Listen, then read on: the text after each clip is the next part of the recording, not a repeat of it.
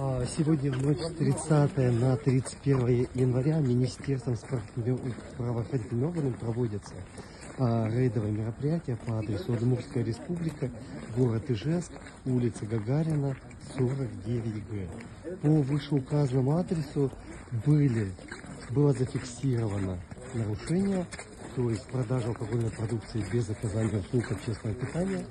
В настоящее время сотрудниками полиции будут составлены соответствующие документы. В последующем виновное лицо будет привлечено к административной ответственности.